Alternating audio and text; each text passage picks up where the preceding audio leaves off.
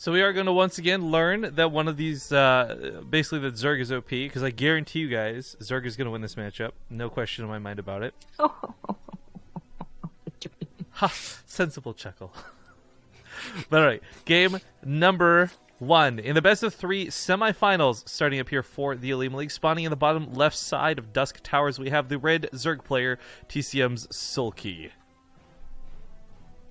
In the top right as the blue Zerg, he is Pet. Currently playing for MVP. Indeed. So at this point, all players we cast from here on out are going to have earned money. We talked about the prize pool a little bit, but 4th place and 3rd place isn't too bad. It's $25.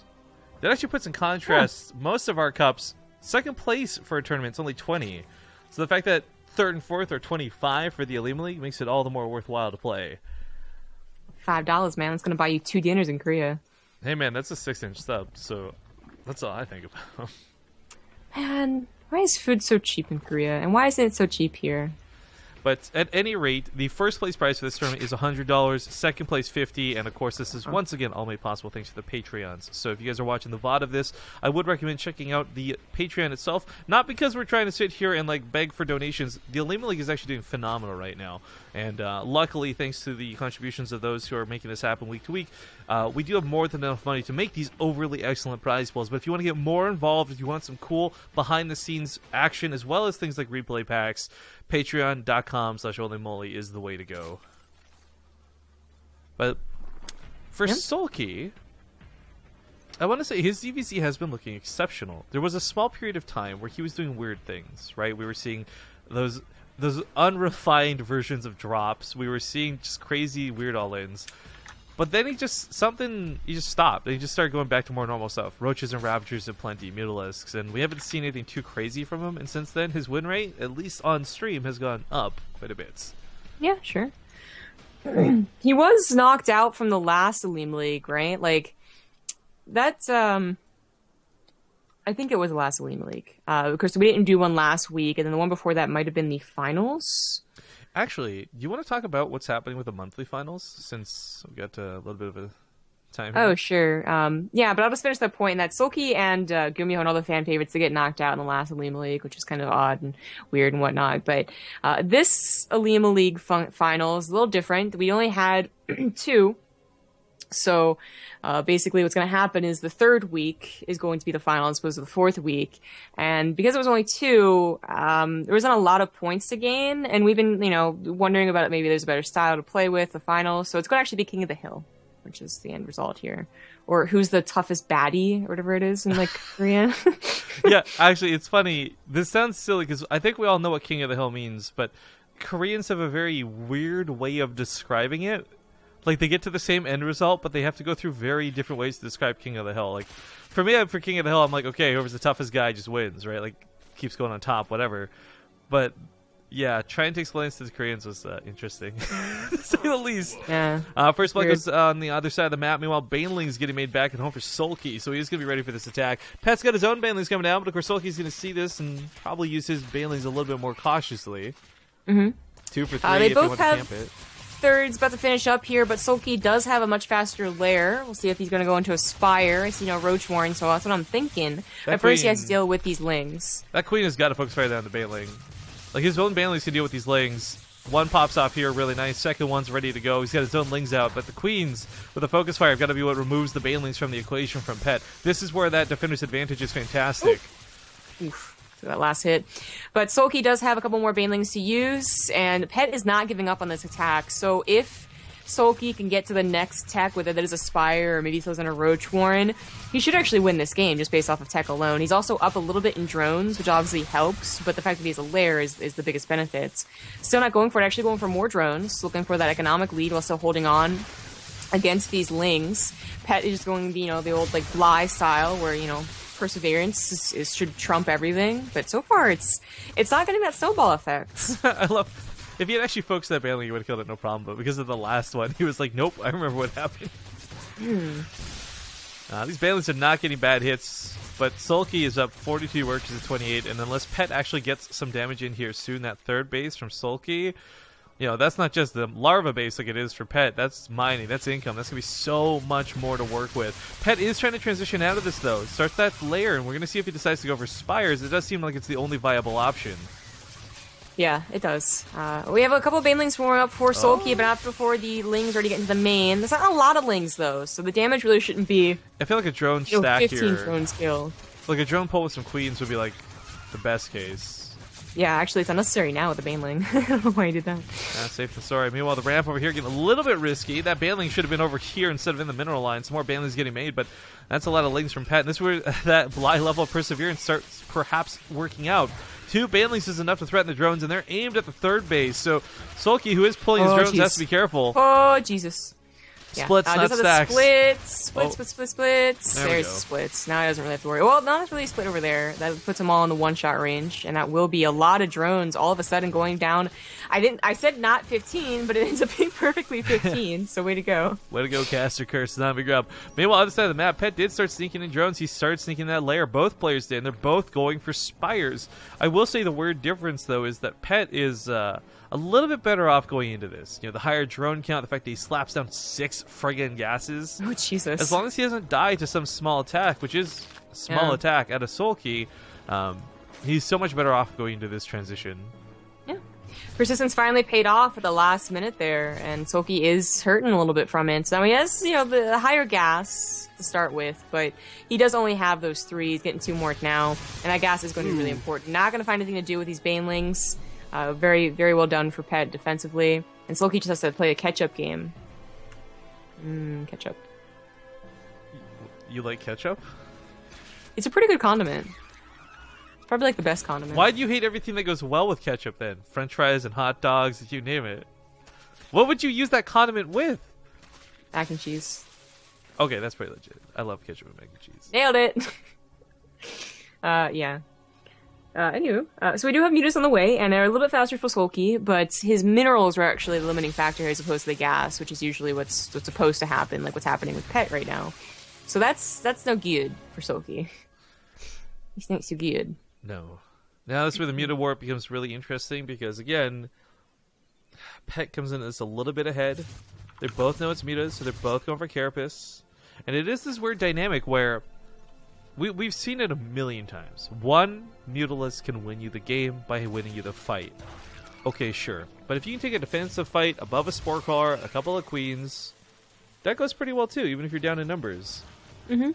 And Ling Floods can never be underestimated. Lings can sometimes actually be the decider in this match. They force the all-in, basically, if the Mute is actually attacking, and maybe you can just barely defend, or they just slowly crumble the other Zerg player as they try and clean everything up with Mutas, but those can't even catch up with the Lings in every single base. This is going to be a main engagement here. The Lings are not able to get to the other side of the map, and these are also going to be very useful for going underneath the Mutas and actually soaking up some of that Glaive Worm.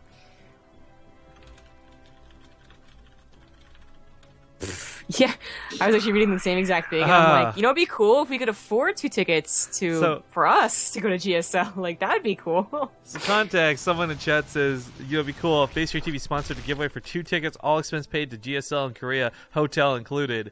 And it's kind of like, how much money do you think BaseTradeTV brings in, man? We use like 90% of our funds. We pay that shit out to players through tournament prize pools. We don't have that kind of money, man.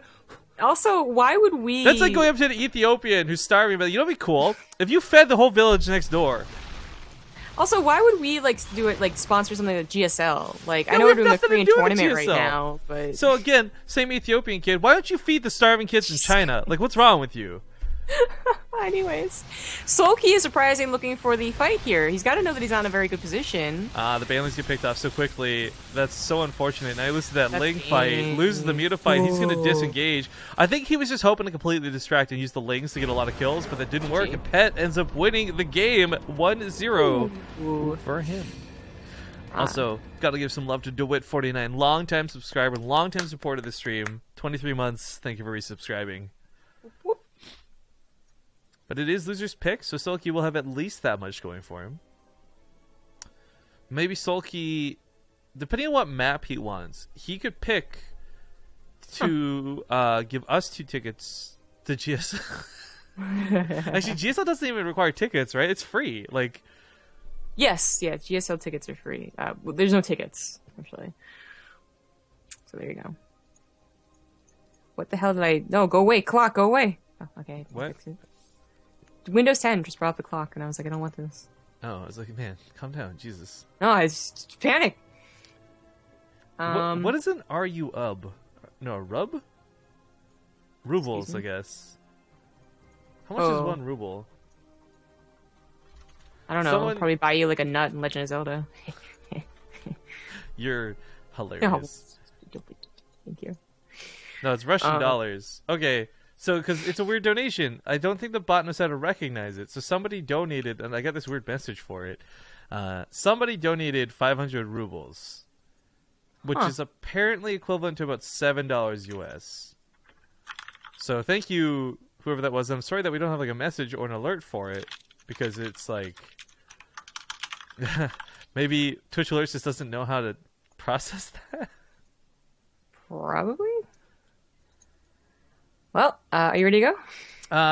If I get into the lobby, yes. Sorry, I was distracted with that. Let's get this party started. What map is it? Ruins. All right, I'm good to go. Okay.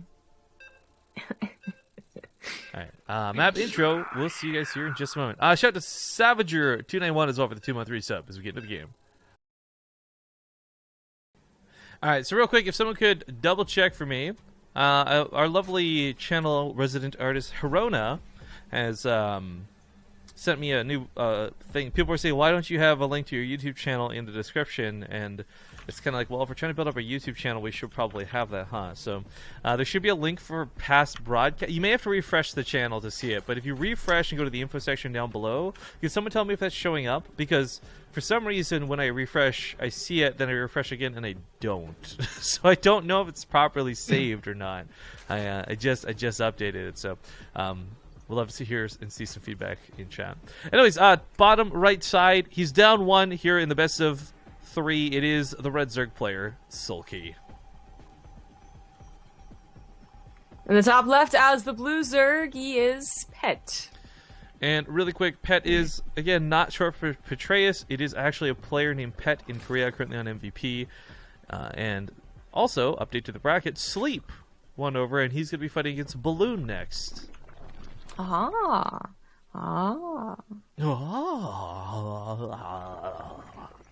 Cool. So we're starting to get that new blood in Olimoleague to the finals and semifinals, and Pet looks pretty strong against Soulkey. He did kind of win out with just dedication. You know, it was like a life story or more or whatever. And well, that was distracting. And I don't know if he's going to be able to do it again. That's where I was going with that. Especially on Ruins, which is even going to be a longer rush distance than Dusk Towers. Yeah, we saw Ling All-Ins earlier from Balloon, right? And that was kind of silly. And I don't think a Ling All-In on Ruins is a terrible idea, but it is that thing where, okay, you really didn't expect it. The rush distance is what makes you think you're safe. And sometimes you play a little bit more greedy for it. Mm-hmm. So, yeah, Pet's going to be hitting hard with a couple of Lings initially, but we'll see if he dedicates, because he is still droning, so it doesn't look like he's doing much more than just getting some map presence. Yeah. Well, it is just a similar build right now. We'll see if anyone is looking to catch each other off guard. I mean, this is the map where we saw that epic back and forth between Revolver and Guru. That was in vertical spawn, so a little bit closer. And they are going for Lings and Banelings alike. But I don't know if they're going to stick on it.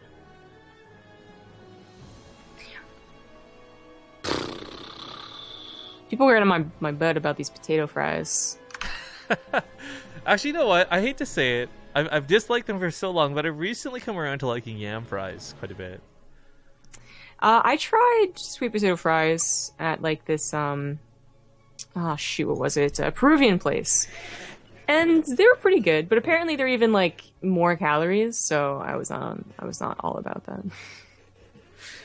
I actually like, I guess I like curly fries okay. Oh, like, curly fries are amazing because they're like that right level of spicy for me. I hate spicy, but I love curly fries. I wonder if I still like shoots. Oh god, well now we're having a fight, so I won't be able to. Tater tots, because I used to like them back when I was in high school, but I don't know if I like them now. Yo, I got tater tot memories for days, but we'll talk about that in a minute because we do have the fight, as you said, underway. Banelings are getting popped off. Great control to Pet, by the way. Minimal Zergling loss for maximum Baneling taking outage, however you want to phrase that. But there's more Banelings on the way. Soulkey's making them right here on the front lines.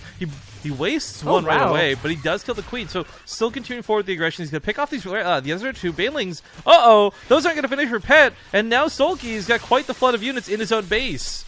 Yeah, he does take some losses elsewhere, though. I guess some Banelings had snuck in over here, so 11 drones die, and Soulkey freaks out a little bit. Yeah, the difference right now is that Soulkey also doesn't have a third. You know, last game, Pet, he had a third, just didn't have as many drones, so he droned really hard behind the aggression and was able to buy time for his lair after killing 15 drones. Here, Soulkey is really, really all in and still has to do more damage, especially taking all the damage back at home. Yeah. I think that Soulkey, he still has an opportunity because he's still up in Lings and there's not quite enough Banelings for Pet, but it is dangerous. Well, Baneling's starting to pop too, pick off some of those Lings right away. That Baneling's not too bad for Soulkey, but in this back and forth, Soulkey, he does have more units, but only just barely, and unfortunately can lose them all right here on the ramp. Yeah, very nicely done. Well, actually, I should say not nicely done from Soulkey. That was his mistake for misguessing the timing on that Baneling, but I mean, there was some really close calls on that encounter too. The worst part about this is a little bit to my fault, not seeing the counterattack go off, not seeing whatever Lings or Banelings had snuck around the map, because Soulkey having taken, like, let's not forget what has been going on. Soulkey took 11 workers last. Like, that's not how many Soulkey's killed. That's how many Pets killed, guys. Yeah. But two Banelings going to try and even it out. They are barely not going to get those, but they're still losing drones.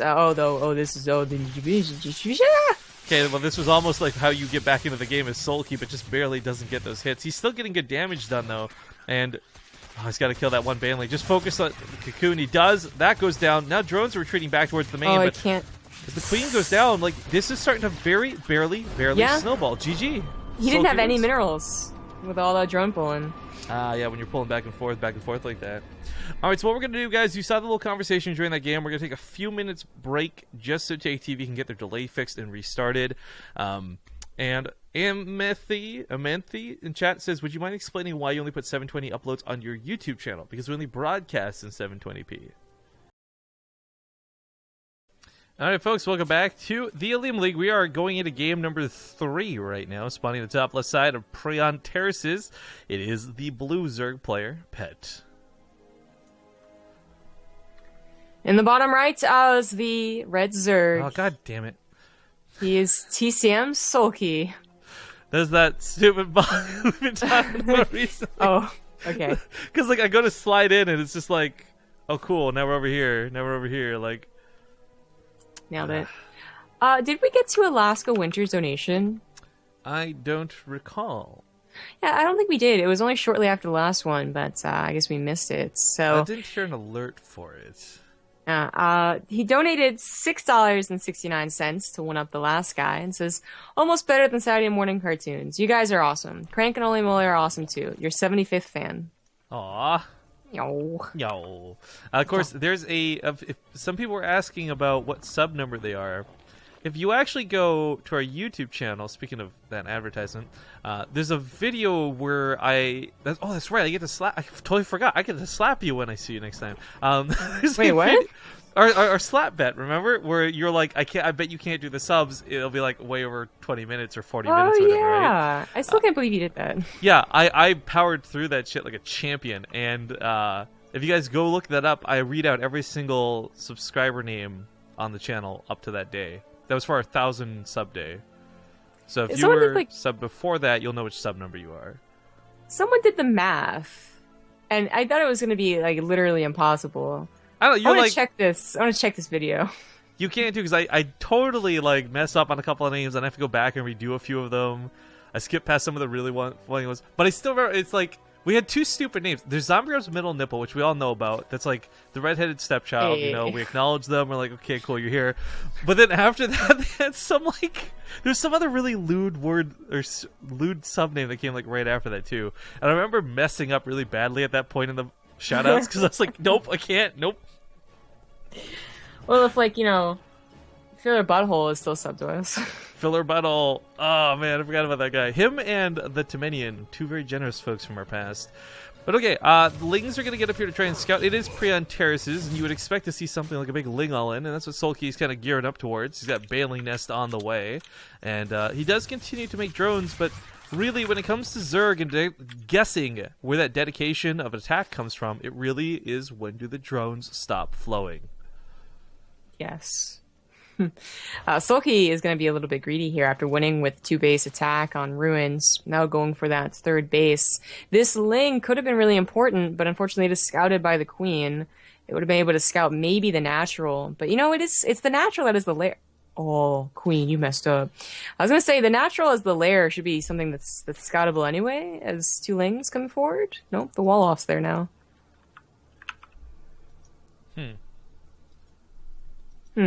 Ling, please. Okay, now it dies. Okay. With speed, I think it really should have been able to dodge around and scout that lair, but oh well.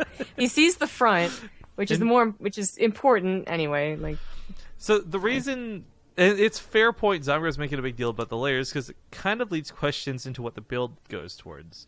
Now, Soulkey does have his own layer on the way, and he does have a gold base, but the problem is if he plays this a little bit too relaxed and stays on Ling Tech or even Roach Tech when his opponent's going for either Roaches or Mutas, and he's like one step behind, that's going to be big problems. I like this Evo Chamber, not because it's going to be upgrades, and it will be upgrades, but I like the potential of like even just dropping some Lings in the main, catching somebody off guard, making that morphed Overlord, but Lings over here should hopefully deny the drone. They're not in position. I don't know what that was about. Messed up. The important thing is that he got the scout on the fronts anyway, even if he didn't see the lair timing, which he really did have an opportunity to. You see a Roach Warren and Evo Chamber at the front like that, and it's almost guaranteed they're going for actually going for Roaches, not going to transfer over into Spire, at least not too quickly. Spire play seems to be, Pre-on Terraces seems to be the least Spire play we see out of any matchup. Like, we see a lot more Roach Ravager versus Terran. We rarely see Muta transitions versus Protoss, because usually dead by then. And in ZvZ, I don't know, Mutas aren't preferred for this. It is just a lot of Roach Ravager games. Well, the Lings, having realized that the Roaches are in play, does not exactly do a whole lot for Soulkey. He was already on his way to Roaches. He just now knows the necessity of them rather than okay, I should get them as I was. One kind of funny factor, though, that when and I feel this definitely takes place more on Pre-on Terraces than other maps, when it comes down to the question of Roaches versus Ravagers. You want to make a couple of Ravagers, sure, you kite around, you get some good damage in, Corrosive Biles, but unfortunately a lot of times the income advantage on this map lets you just get so many Roaches. The Ravagers are somewhat irrelevant. So while there is going to be a discernible speed advantage here for Pet initially, had Soulkey had Ravagers, they don't need a speed upgrade. They could have contested this. They could have worked around a little bit better, but now he's got to fight with what he's got, and what he's got is just a really small amount of Roaches compared to the 25 of Pet coming around the front lines. Yeah, a couple of Queens coming forward too, and they do have quite a few transfuses. Soulkey may have just been caught being a little too greedy. He does have a nice concave, however, and his own Queens are trying to help out. Actually, the Queens in the back are feeling Overlords, so they're still getting transfuses, but the Defender's Advantage is something that's really going to kick in here for Soulkey, especially whenever his own +1 finishes up, and it looks like he will hold. Reinforcements from Pets are coming in still, which is a little surprising, but I think that he's actually going to get pushed back. I didn't think Defender's Advantage would be so good, but you squeezed out this couple of Roaches. That one Ravager, by the way, has been going ham this whole time, just with his range far in the back. Now, Soulkey, I don't know about counter-pushing through this. He's finally got speed finish on his side, but his Roach count is still so low. Pushing would not be advantageous. But that drone count for him, what's interesting is, while right now he doesn't have a big lead, there's not 10 extra Roaches on his side, give him enough time, and it would be. But Pet recognizes that he does need to get back to droning, tries to saturate this other gold base. And you guys need, one of the big things that I think gets really underestimated or misunderstood with gold bases is that this is not like when you drop a mule on a mineral patch. You don't get crazy, oh my god, insane income from a gold base, but it requires less workers, freeing up supply and letting you get other units on the field faster because of it. So a gold base is good, but it's not like, oh my god, you won the game because you've got basically Terran mules good. I mean, Soulkey, as you said, he should be seeing that bump in Roaches. He's been winning the income advantage graph for quite some time, but it is not quite showing yet. He goes for a greedier 4th, so seems to always be up 1 base to his opponent. That's actually going to start playing into Larva, unless Pet gets a macro hatchery. He does go for Hydralisk first, so looking for tech over just sheer raw economy and power. And that might hurt him, especially if he tries to go for lurkers too quickly. If Soulkey ever identifies that or just finds like a good time to actually attack, like right now, seeing that maybe he has more roaches, he's going to push into, you know, things that aren't useful yet, money and gas that isn't being used yet. And he does disengage. Well, when it came to the roach count, it was going to be very bad for Pet to go in there, but man, if there's one thing to do to get over a low roach count, or a roach count in general, it's lurkers. Yeah. Yeah, lurkers, I mean, if you can actually get there, they do usually trump everything. You can outposition them, you can get a concave if they have low enough lurker counts, sure, but they're usually the best thing to have in a ZvZ. And we'll see if Pet's actually allowed to get there. Because not only is the lurker den so, like, it takes a long time to finish. It was, you know, nerfed way back when. It's also that you have to actually make the lurkers. And that's, they're kind of expensive because you have to get hydras first. And all of it takes, you know, time. Larva, or the egg has to hatch, then needs to finish. So once upon a time, lurkers, for those who don't know, in the beta, they didn't have the range they do now built in. They actually had to get an upgrade of Hive Tech. And I'm wondering, there's a lot of problems with lurkers in different matchups. I'm wondering if maybe bringing back that requirement would help or not. I don't know if lurkers are that problematic, though. I mean, I'm thinking in PvZ, yeah, more than anything else. Or ZVP rather, it's just like everything is problematic in that matchup, and that they all like compound on each other. But I guess we'll talk about that if we ever have one. Which probably won't, in the Olimoleague. As Soulkey is pushing in here, he does have a very big army supply lead as his lurkers aren't done. Control. 6 are on the way. I really like this control. He's been very cautious with getting hit by this Corsair Biles. Now, he's going to send some units back home, and he is a bit fearful of this base trade as the Overlord's got a clear sight on it. But I think if he started the trade, he would win that trade. I'm surprised he's pulling back in full, but I guess he really wants to dominate Pet on the battlefield and win the game off the back end of that. Yeah, going for these tunneling claws actually catches some of the lurkers. No, never mind. It could work out. I don't see too many overseers from Pets, but it's always a danger not to just try and match lurkers, you know? Like, sooner or later, their lurker count's going to grow to a point where you actually cannot even outposition them. There's going to be too many to cover. These are all clumped together, so they actually be careful of corrosive bile shots, believe it or not, and just being concaved on. There's a degree where you can actually use... Oh, well, shots interrupted again.